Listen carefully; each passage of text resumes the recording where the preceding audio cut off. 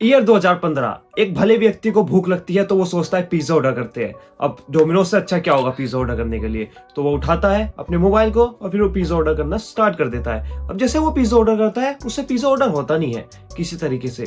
अब ये क्यों नहीं होता है? क्योंकि वो एक ब्लाइंड पर्सन थे, उनको दिखता नहीं था। अब उनको दिखता नहीं था तो वो स्क्रीन रीडर यूज करते थे। स्क्रीन रीडर बेसिकली एक ऐसा डिवाइस होता है जो आपके मोबाइल में जो भी चल रहा होता है उसको बोल के बताता है। अब वो जैसे ही उसको ऑर्डर कर रहे थे स्क्रीन रीडर की मदद से, वो ऑर्डर ही नहीं कर पाए। तो उन्हें लगा यार, एक तो उनको इतनी तेज भूख लगी हुई थी तो उनको लगा चलो इनके ऊपर केस कर देते हैं। डोमिनोज के ऊपर उन्होंने केस किया 2015 में। ये केस चला कम से कम 4 साल। 4 साल चलने के बाद कोर्ट ने इसको रिजेक्ट कर दिया कि नहीं नहीं ये डोमिनोज के फेवर में ही है। पर फिर उस बंदे ने क्या किया, वो हो गया सुप्रीम कोर्ट में। सुप्रीम कोर्ट ने बोला कि नहीं, ये है इस फेवर में ही है, ये इस बंदे के फेवर में ही है। तो हम क्या करेंगे, हम डोमिनोज को कहेंगे कि आप अपनी वेबसाइट को एक्सेसिबल बनाओ, बेसिकली एक्सेसिबिलिटी लाओ। ये आपने अच्छा नहीं किया। अब इसके बाद सुप्रीम कोर्ट में वापस वो फाइल करता है डोमिनोज पर, उसका केस रिजेक्ट हो जाता है। तो फाइनली 2015 में जो केस चला था वो 2021 में जाके क्लोज होता है, जब सुप्रीम कोर्ट डोमिनोज को कहता है कि आपको हर्जाना भरना होगा, बेसिकली फाइन देना होगा उस बंदे को, जो आज तक डिस्क्लोज नहीं हुआ है कितना था। लोग कहते हैं मिलियंस ऑफ डॉलर था, पर पता नहीं कितना था। 2022 में डोमिनोज ने कंफर्म किया कि उनकी वेबसाइट अब एक्सेसिबल हो चुकी है। आज के बाद अगर कोई भी ऑर्डर करेगा तो वो कर पाएगा। अब यहाँ पे एक बात जानने की है, ये एक्सेसिबिलिटी आखिर था क्या? आखिर ये लीगल कैसे हो गया? आखिर अगर आप वेबसाइट को एक्सेसिबल नहीं बनाओगे तो क्या आपके ऊपर केस हो जाएगा?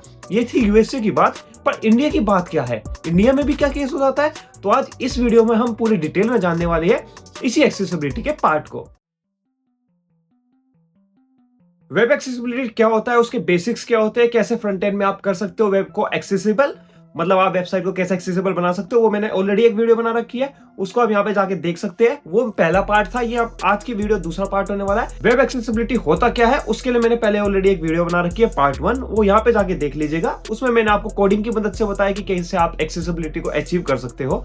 आज इस वीडियो में हम मोस्टली थ्योरेटिकल पार्ट में जाने वाले हैं, कैसे आप वेब एक्सेसिबिलिटी को बनाना चाहिए, कौन कौन से रूल होते हैं, कैसे कैसे वो रूल बनाए जाते हैं, इंडिया में क्या लीगल गाइडलाइन है और यूएसए में क्या क्या लीगल गाइडलाइन है। तो ये सब हम जानने वाले हैं। वेब एक्सेसिबिलिटी के कुछ रूल होते हैं जिसको गवर्न करती है WCAG, basically web content accessibility guideline.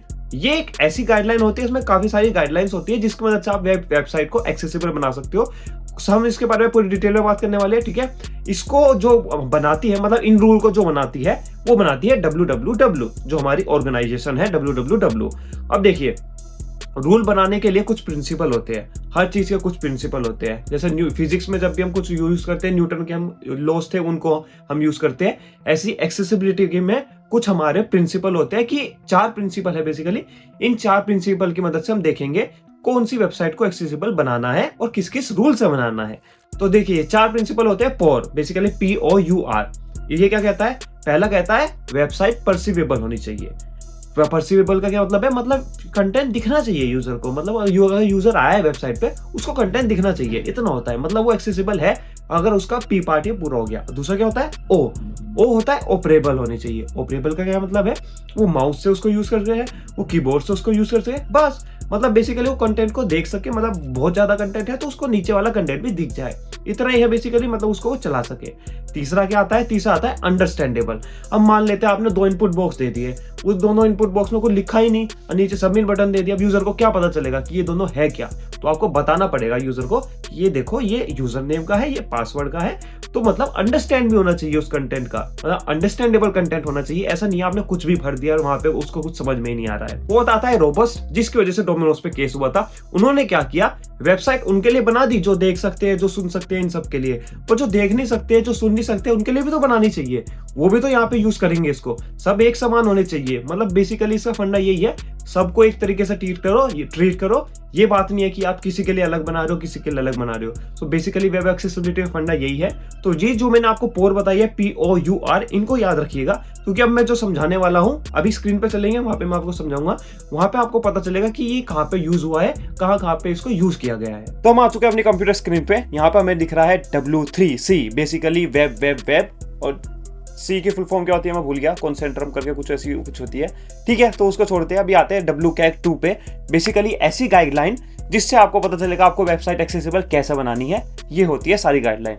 तो हर चीज के जैसे रूल होते हैं वैसे एक्सेसिबिलिटी का भी रूल है। अगर आपने इनके रूल को फॉलो किया तो आपकी वेबसाइट एक्सेसिबल हो जाएगी। अब डब्ल्यू क्या कहता है, वो कहता है कि यार हम क्या करेंगे, इसको 3 पार्ट में डिवाइड कर देंगे। Okay, A level, double A level, triple A level. अब ये लेवल क्यों इसने डिफाइन करी है, हर टाइप के लिए, मतलब हर बेसिकली हर टाइप की वेबसाइट के लिए अलग इन्होंने लेवल डिफाइन करे हैं। मान लेते हैं कोई ऐसी वेबसाइट है जो एडर पीपल के लिए है, जो ज़्यादा बुजुर्ग जो है उनके लिए है, तो वहाँ पे ज़्यादा एक्सेसिबिलिटी चाहिए होगी, उसके लिए ट्रिपल ए लेवल आ गया। और जो बेसिक ही वेबसाइट है, बिल्कुल बेसिक है, जो यूथ के लिए है, वहाँ पे बेसिकली डबल ए आ गया या फिर ए आ गया। तो अब समझेंगे इन तीनों के बारे में डिटेल में, आखिर ये होते क्या है। सबसे पहले आते हैं ए लेवल पे। ए लेवल क्या कहता है, तो अगर मैं आपको स्क्रीन पे दिखाता हूँ, यहाँ पे देखिए मैं विकीपीडिया पे आ चुका हूँ। विकीपीडिया में आपको बहुत अच्छा दिखेगा इसके लिए, पर अभी विकीपीडिया को हटाते एक फोटो दिखाता हूँ। हाँ, ये देखिए, ये आता है A level, double A level, triple A level. A level क्या कहता है, ए लेवल ये कहता है कि यार आपके पास जो बेसिक एक्सेसिबिलिटी होनी चाहिए ना वेबसाइट में, वो आपको करनी है। बेसिकली ये सबसे बेसिक है। अगर ये आपकी वेबसाइट में नहीं है, आप भाई वेबसाइट ही ना बनाओ आप। अगर आपकी वेबसाइट में ये वाली एक्सेसिबिलिटी नहीं है, ए जो मस्ट है वह है, ये आपको होनी ही चाहिए, हर वेबसाइट में ये होनी ही चाहिए। अगर ये नहीं है तो मतलब खत्म है आपकी वेबसाइट, आप वेब डेवलपर नहीं हो, आप फ्रंट इंजीनियर नहीं हो, आप छोड़ दीजिए आज ही कोड करना। ये आपकी उसमें पक्का होनी चाहिए। और बाय डिफॉल्ट जो हमारे HTML कोड वगैरह होता है ना, उसमें ये आ भी जाती है। इसका एक सबसे बेसिक रूल बताता हूँ, ये इसमें 30 से ज्यादा रूल है। इसको हम सक्सेस क्राइटेरिया बोलते हैं, जो भी इसके अंदर रूल होते हैं हर एक लेवल के अंदर। सो ए लेवल क्या कहता है, वो सिंपल ये कहता है, एक रूल बता रहा हूं मैं, आप 30 तो मैं नहीं बता पाऊंगा, तो आप खुद पढ़ लीजिएगा। एक रूल बताता हूँ, वो क्या कहता है, वो कहता है कि सिर्फ आप कलर से नहीं बता सकते हो, या फिर किसी एक रिप्रेजेंटेशन से बता नहीं सकते हो कि वो चीज क्या है, उसके लिए एक टेक्स्ट अल्टरनेटिव होना चाहिए। इससे मेरा क्या मतलब है, मान लेते हैं आप इमेज रेंडर कराते हो, इमेज रेंडर कराते हुए आपने ओल्ट टैग देखा होगा। ओल्ट टैग में हम कुछ लिखते हैं, इमेज का नाम वो इसलिए लिखते हैं जिससे जो स्क्रीन रीडर वगैरह यूज कर रहा है उसको पता चल जाए कि ये इमेज क्या है, किस चीज के रिप्रेजेंटेशन है। या फिर अगर आपको इंटरनेट नहीं चल रहा है, वहां पे लिखा आ जाए कि यहाँ पे ये इमेज इस चीज के लिए थी। तो जो ओल्ट टैग होता है वो यहीं से ही आया है। जो ए टैग है, ये ए लेवल है हमारा। ए लेवल बेसिकली ये कहता है कोई भी एक चीज है, आप उसको सिर्फ टेक्स्ट, उसको सिर्फ कलर की मदद से रिप्रेजेंट नहीं कर सकते हो, उसका एक टेक्स्ट भी होना चाहिए। तो जैसे ये आपको इमेज दिख रहे हैं, यहाँ पे एक इमेज आ चुकी है, यहाँ पे इस लेवल पे विड्थ 100 है, तो यहाँ पे आपको ओल्ट टैग देना जरूरी है। अगर वहाँ पे ऑफलाइन चला गया, यूजर को पता कैसे चलेगा, तो यहाँ पे हम ओल्ट टैग लिख सकते हैं कि जो डब्ल्यू कैग के लेवल्स है वो है ये डब्ल्यू कैग लेवल्स, बस। ठीक है, तो ओल्ट टैग होना जरूरी है अगर कोई आप रिप्रेजेंटेशन कर रहे हो। ऐसे ही अगर आपके पास कुछ है, मान लेते हैं आपने कोई डिव या फिर कोई बटन बनाया, बटन ले लेते हैं। ठीक है, बटन को आपने क्या कह दिया, उसमें आपने रेड कलर दे दिया। ओके, सो अगर मैं उसको दे देता हूँ कलर रेड, ऐसे ही आपने एक और बटन बनाया जिसमें आपने कलर दे दिया उसका, सॉरी बैकग्राउंड कलर देना था।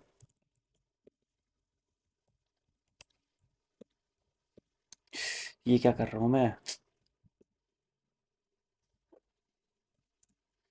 इनलाइन स्टाइल करना था ना, हाँ। वो रिएक्ट वाली आदत हो गई है।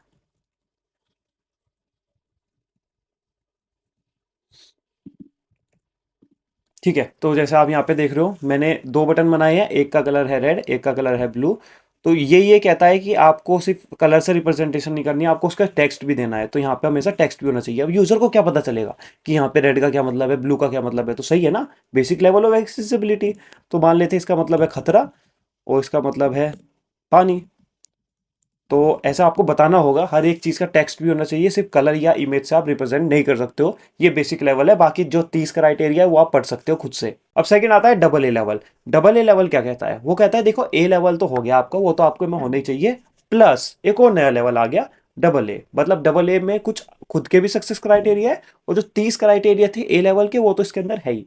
मतलब बेसिकली दोनों का ऐसे अगर आप सर्कल बनाओगे, तो सर्कल के अंदर ए आ गया, ए के अंदर बाहर एक और सर्कल बनाया, उसके अंदर डबल ए आ गया। ओके, सो डबल ए क्या कहता है, इसके भी खुद के सक्सेस क्राइटेरिया है। अब ये थोड़ा एडवांस हो जाता है, ठीक है, थोड़ा अलग हो जाता है। मतलब बेसिकली ये और रूल ला देता है, थोड़े और स्ट्रिक्ट रूल ला देता है। अब इसका जो सबसे अच्छा रूल मेरे को लगता है वो होता है कलर कॉन्ट्रास्ट वाला। बेसिकली ये कहता है कि अगर आपका बैकग्राउंड कलर फोरग्राउंड कलर का colour contrast 4.5, sorry, normal text के लिए 3.5:1 नहीं है, और बड़े टेक्स्ट के लिए 4.5:1 नहीं है, तो आपका कलर कॉन्ट्रास्ट बेकार है। तो अभी मैं दिखाता हूँ मैं क्या कहना चाह रहा हूँ।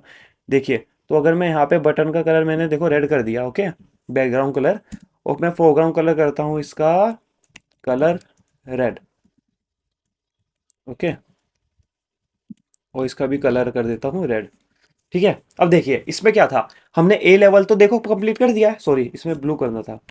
ठीक है। ए लेवल में क्या था कि एक टेक्स्ट अल्टरनेटिव होना चाहिए, हमने दे दिया है ए लेवल में, ठीक है। ए लेवल तो हमारा कंफर्म हो रहा है। पर डबल ए लेवल क्या कहता है कि यार अगर आप उसको टेक्स्ट दे रहे हो ना, तो उसका जो बैकग्राउंड कलर है ना वो ऐसा रखो कि वो टेक्स्ट दिखे, मतलब टेक्स्ट दिखना चाहिए। अब इसके भी उन्होंने कुछ रूल बना रखे हैं। वो बेसिकली क्या कहते हैं, आपका फोरग्राउंड और बैकग्राउंड कलर के बीच में 3.5:1 का होना चाहिए, मतलब डिफरेंस। और जो आपका अगर लार्ज टेक्स्ट है, लार्ज टेक्स्ट और नॉर्मल टेक्स्ट अलग लिख रखा है। अगर आपको ज्यादा जानना है, पिछली वीडियो में मैं बता चुका हूं, उसमें जाके देख लीजिएगा, तब आपको पता चल जाएगा। लार्ज टेक्स्ट में 4.5:1 होना चाहिए। तो बेसिकली आपको कलर दिखना चाहिए जो भी आप लिख रहे हो। ये नहीं है कि आपने फोरग्राउंड का कलर भी रेड दे दिया, बैकग्राउंड का भी रेड दे दिया, तो इसका मतलब क्या बना, कुछ भी नहीं। तो डबल एक्सेसिबिलिटी यही कहता है। इसमें काफी सारे रूल आते हैं, इसके अंदर भी एक बेसिक रूल जो था वो मैंने आपको दिखा दिया। सो मैं उल्टा बोल दिया था, माफी चाहता हूँ। सो बेसिकली क्या था, नॉर्मल टेक्स्ट के लिए 4.5:1 होता है, और जो लास्ट टेक्स्ट होता है उसके लिए 3:1 होता है। डबल ए के बाद आता है ट्रिपल ए लेवल। अच्छा, मैं एक बात बताना भूल गया, डबल ए लेवल क्या कहता है, वो ये कहता है कि ये रिकमेंडेड लेवल है। अगर आप कोई वेबसाइट बना रहे हो जिसमें काफ़ी तरह के लोग आएंगे, काफ़ी सारे कैटेगरी के लोग आएंगे, यूथ, एल्डर सब आएंगे, डबल ए लेवल हमेशा रिकमेंडेड रहता है। ए लेवल तभी होता है अगर ज़्यादा वेबसाइट आपकी यूज़ नहीं होने वाली है, उसमें सिर्फ दिखाने वाले हो आप कुछ चीज़ें। पर अगर फुल्ली फंक्शनल वेबसाइट है, मतलब आपकी ई कॉमर्स वेबसाइट है या फिर ऑर्डर होते हैं, कुछ भी होता है, तो डबल ए लेवल रिकमेंडेड है। ये एक रिकमेंडेड लेवल है। अगर आपको कभी भी वेबसाइट बनानी है तो डबल ए आपको होना ही चाहिए। ए बेसिकली ये था, आपकी बिल्कुल सिंपल वेबसाइट है, पोर्टफोलियो वगैरह है, तो ए लेवल कर दीजिए, कोई दिक्कत नहीं है। डबल ए लेवल क्या कहता है, ये रिकमेंडेड है। आपको जब भी करना है हमेशा डबल ए लेवल पे करिए। जैसे मैंने यूएसए का एग्जांपल लिया था, उसमें उन्होंने डबल ए लेवल ही देखा था, क्या डोमिनोज की वेबसाइट डबल ए लेवल करती है या नहीं करती है। अगर वो करती तो वो सही हो जाता, अगर उन्होंने नहीं किया था डबल ए लेवल कंफर्म, तो उनके ऊपर केस हो गया। ओके, अब आता है triple A. Triple A level बिल्कुल ही बेसिक, मतलब क्या बोलूँ इसके बारे में, स्ट्रेट फॉरवर्ड है। ये ऐसा लेवल है जो आपको तभी करना है अगर आपकी कोई पर्टिकुलर कैटेगरी के लोग हैं, मान लेते हैं एल्डर लोग हैं या फिर पर्सन विद डिसेबिलिटीज है। तो बेसिकली यही होता है। ट्रिपल ए लेवल बहुत ही हार्ड हो जाता है, जैसा भी मैंने आपको बताया 4.5:1 होना चाहिए। तो जैसा भी हमने डबल ए लेवल में देखा, डबल ए लेवल क्या कहता था, कि 4.5:1 होना चाहिए अगर आपके पास नॉर्मल टेक्स्ट है, ठीक है। अब यही पार्ट लार्ज में आ जाता है। ट्रिपल ए लेवल में लार्ज वाला क्या कहता है, वो ये कहता है ट्रिपल ए में अगर आपका लार्ज टेक्स्ट है तो 4.5:1 रख सकते हो, पर अगर आपका नॉर्मल टेक्स्ट है तो आपको 7:1 रखना है। मतलब बिल्कुल ऐसे समझिए कि आपने कलर फोरग्राउंड दे दिया, आपने ब्लैक, और बैकग्राउंड दे दिया व्हाइट, तो मतलब इतना आपको ज्यादा कलर कॉन्ट्रास्ट रखना है। अब इसमें दिक्कत क्या आती है, देखिए आजकल की वेबसाइट कितनी सुंदर हो रही है, कितने अच्छे डिजाइन वगैरह आते हैं। अब ये सब आप नहीं कर पाओगे अगर आप ट्रिपल ए फॉलो करोगे। डबल ए करोगे तो आप फॉलो कर पाओगे, उसमें 4.5:1, 3:1 आपका हो जाएगा आराम से, कोई दिक्कत नहीं होगी। पर ट्रिपल ए में ये 7:1 हो जाता है। जब हमारा नॉर्मल टेक्स्ट होता है तो वो बहुत इंपॉसिबल हो जाता है। उसमें फिर यही समझिए आप, ब्लैक एंड व्हाइट तरह की वेबसाइट हो जाएगी, तो बहुत ही मुश्किल रहता है। ट्रिपल ए लेवल इसलिए बनाया गया था अगर कोई स्पेसिफिक वेबसाइट है जो एल्डर पीपल के लिए है या फिर किसी पर्सन विद डिसेबिलिटीज के लिए है, कुछ ऐसी वेबसाइट्स। अब बात करते हैं यूएसए के बारे में। यूएसए क्या करता है, तो यूएसए में एक लॉ है, अगर आपको वहां पे कोई वेबसाइट डिप्लॉय करनी है, वहां पे वेबसाइट कोई दिखानी है, या फिर आपको कोई बिजनेस चलाना है जिसकी एक वेबसाइट है, तो वो एक रूल फॉलो करना है उनको। वो होता है ADA, ADA, ADA, basically American disability act. ये पता नहीं क्या आ गया, डिसेबिलिटी एक्ट लिखता हूँ, हाँ। सो ये basically the American with disabilities act है, ये कुछ रूल डिफाइन करता है। अब देखिए ये खुद से रूल बनाते, तो इससे अच्छा इन्होंने क्या किया, इन्होंने बोल दिया कि डब्ल्यू कैग का जो डबल ए लेवल है उसको हम फॉलो करेंगे। बेसिकली जो डबल ए लेवल होता है उसको अगर रिकमेंडेड है वेबसाइट में वो है तो वेल एंड गुड है, अगर वो नहीं है तो वो इसको फॉलो नहीं करते हैं। बेसिकली वहाँ पे लीगल गाइडलाइन आ जाती है, फिर उसको इलीगल माना जाएगा उस वेबसाइट को, उनके ऊपर केस हो सकता है। तो आप इसके बारे में ज़्यादा पढ़ सकते हैं, अमेरिकन विद डिसेबिलिटी एक्ट के बारे में। अब यहाँ पे बात करते हैं हम इंडिया के बारे में। इंडिया में क्या होता है, सो इंडिया बेसिकली क्या कहता है, वो कहता है जितनी भी पब्लिक वेबसाइट है ना, वहाँ पे आपको ये फॉलो करना है, मतलब एक्सेसिबिलिटी वाला। और जो प्राइवेट वेबसाइट है वो कैसे भी करें, उनको कोई दिक्कत नहीं है। तो अगर मैं आपको कुछ पब्लिक वेबसाइट दिखाऊं, देखो अगर मैं यूपी गवर्नमेंट की आपको वेबसाइट दिखाता हूँ, वहाँ पे आपको कुछ इंटरेस्टिंग दिखेगा। देखिए गवर्नमेंट ऑफ इंडिया वेबसाइट आ गई है। अब देखिए मैं आपको कुछ दिखाता हूँ यहाँ पे ऊपर, स्किप टू मेन कंटेंट, ये एक्सेसिबिलिटी का पार्ट है, मतलब जब भी कोई स्क्रीन रीडर यूज करेगा उसको पता चलेगा वो मेन कंटेंट स्किप कर सकता है, तो वो यहाँ पे क्लिक करेगा और मेन कंटेंट पे चला जाएगा। देखो यहाँ पे मेन कंटेंट पे आ गए, ठीक है। अब मैं ऊपर जाता हूँ, यहाँ पे देखिए ये है हमारे स्क्रीन रीडर का। बेसिकली जब हम क्लिक करेंगे तो वो बोलने लगेगा स्क्रीन रीडर। अब इसके बाद हमारे पास आता है ये डिसेबिलिटी वाला, मतलब बेसिकली कुछ ऐसे एक्सेसिबिलिटी के पार्ट जो इस पर क्लिक करके आएंगे। देखो क्लिक किया तो यहाँ पे हम टेक्स्ट को बड़ा कर सकते हैं, ये बेसिकली एक्सेसिबिलिटी का पार्ट है। अगर मैं हावर करूंगा PWD, person with disabilities friendly feature, तो अगर मैं इसको ज़्यादा करूँगा तो देखो ज़्यादा बड़ा टेक्स्ट हो गया, कम करूँगा कम हो गया। सो जैसे कि मैंने आपको बोला था, यहाँ पे एक रूल है इंडिया में कि जो भी पब्लिक वेबसाइट होगी, जो भी गवर्नमेंट वेबसाइट होगी, उसमें हमें एक्सेसिबिलिटी फॉलो करनी है। अगर आप सोचते हो ना कि इतनी बेकार क्यों दिखती है वेबसाइट, इतना बड़ा बड़ा फ़ॉन्ट दिखता है, इतना छोटा छोटा फ़ॉन्ट दिखता है, वो इसलिए दिखता है क्योंकि इनके पास एक गाइडलाइन है, इनको फॉलो करनी होती है एक्सेसिबल बनाने के लिए वेबसाइट्स को। अब यहाँ पे एक और इंटरेस्टिंग चीज़ दिखाता हूँ आपको, ठीक है। अगर मैं यूपी पुलिस की वेबसाइट खोलता हूँ और उस पर क्लिक करता हूँ, तो यहाँ पे देखिए कुछ आपको स्क्रीन रीडर एक्सेस दिख रहा है ना, तो मैं इस पर क्लिक करता हूँ। अब यहाँ पे देखिए क्या लिखा आएगा, in order to extend our services to differently abled person, UP police website is compliant as per W3C web content accessibility guideline 2.0 level double A. जैसा मैंने आपको बोला था, लेवल डबल ए रेकमेंडेड होता है, तो इंडिया में भी लेवल डबल ए रेकमेंडेड है जब भी आपको कोई वेबसाइट जब भी आपको कोई वेबसाइट बनानी है, पर सिर्फ पब्लिक वेबसाइट के लिए, प्राइवेट वेबसाइट के लिए नहीं। आपको पता है हर साल यूएसए में इस एडीए की वजह से 2 से 3 हजार केस फाइल होते हैं और उनको सोल्व करने के लिए 3-4 साल लग जाते हैं। तो अगर आपको वेबसाइट को एक्सेसिबल बनाना है, मैं ऑलरेडी बता चुका हूँ क्या क्या गाइडलाइन होती है, पर और भी अगर आपको अच्छे से सीखना है तो यहाँ पे वीडियो बना रखी है, उसको जाके देखिएगा। उसमें मैंने बताया कैसे कोड लेवल पे आप एक्सेसिबल बना सकते हो अपनी वेबसाइट को। आज के लिए इतना ही। अगली वीडियो कौन सी चाहिए कमेंट कर दीजिएगा, सब्सक्राइब करना तो मत भूलिएगा। अब मिलते अगली बार, सेमीकोलन।